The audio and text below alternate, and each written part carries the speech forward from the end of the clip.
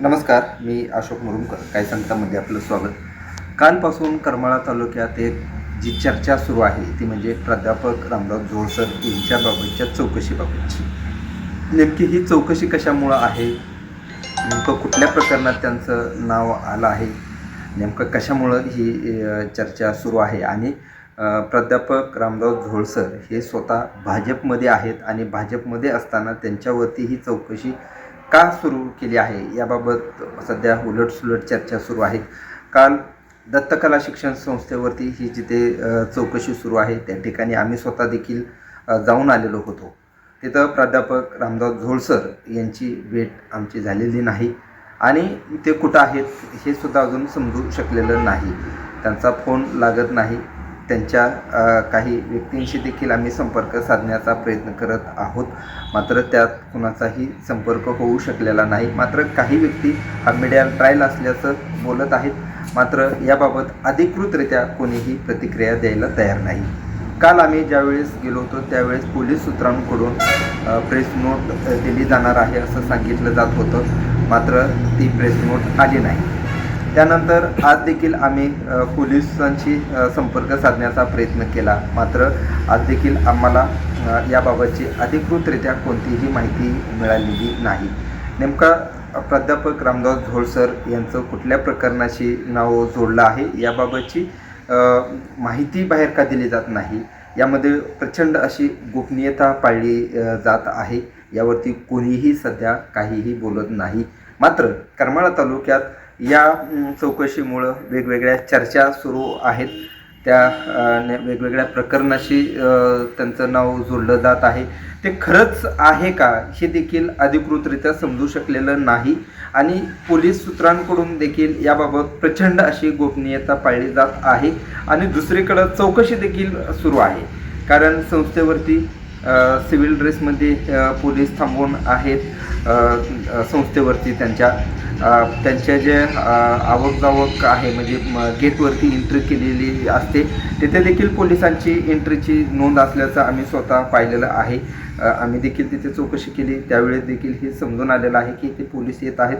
त्यांना काही ठिकाणं दिलेले आहेत, तिथे पोलीस थांबून आहेत आणि ही चौकशी मात्र सुरू आहे. ही कुठल्या अँगलने चौकशी आहे, का आहे हे मात्र समजू शकलेलं जरी नसलं तरी करमाळा तालुक्यात गेल्या काही दिवसांपासून कथित भोंदू मनोहर मामा भोसले यांच्याशी त्यांचा आर्थिक व्यवहार झाला असल्याची चर्चा आहे आणि ती नेमक्या व्यवहार त्यांचा कधी झालेला होता, काय झालेला होता हे मात्र समजू शकलेलं नाही. यावरती कोणीही बोलत नाही. मात्र त्यांच्या संस्थेतीलच एक कर्मचारी हुंबे नावाचे कर्मचारी पोलिसांनी ताब्यात घेतलेले आहेत. याला मात्र पोलिसांकडून दुजोरा देण्यात आलेला आहे. आम्ही आज काही पोलीस अधिकाऱ्यांशी देखील संपर्क साधलेला आहे, याबाबत चर्चा केलेली आहे. मात्र यावरती अधिकृत कुठली जरी माहिती दिली जात नसली तरी देखील एक कर्मचारी ताब्यात घेऊन चौकशी सुरू असल्याच्या बाबीकडे त्यांनी दुजोरा दिलेला आहे. आणि यामध्ये आणखी दुसरी एक जी महत्त्वाची बाब आहे ती म्हणजे पेपरफुटी संदर्भात त्यांच्याशी काय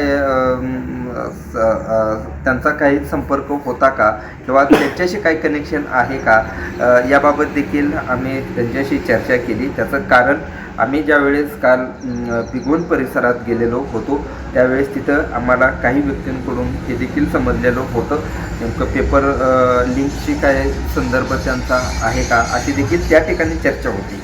आम्हाला ती व्यक्ती कोण आहे ते माहीत नव्हतं. आम्ही ज्यावेळेस गेलो त्यावेळेस म्हणजे आम्ही तिथे नवीनच होतो, त्यामुळं आमचा त्यांचा संपर्क असण्याचं काही कारण नाही.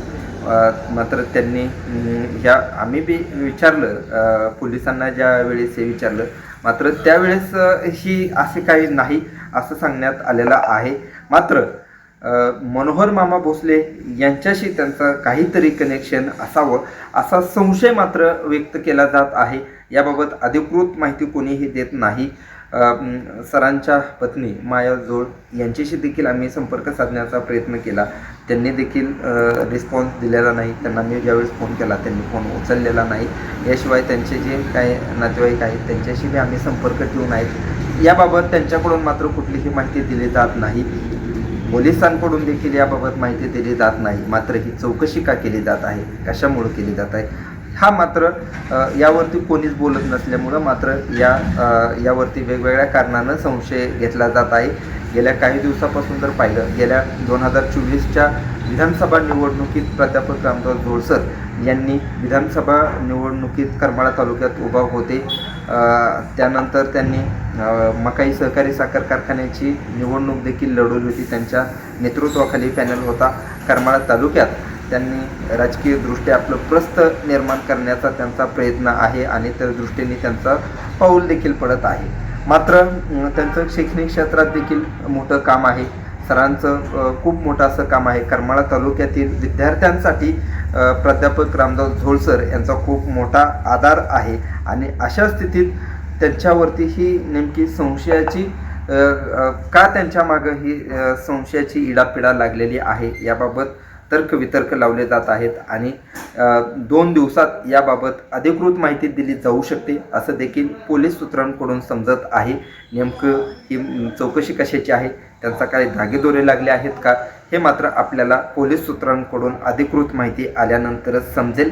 मात्र ही चौकशी सुरू आहे. याला मात्र पोलिसांकडून दुजोरा मिळालेला आहे आणि त्यांचा एक कर्मचारी देखील ताब्यात आहे. याला देखील पोलीस सूत्रांकडून दुजोरा मिळालेला आहे. धन्यवाद.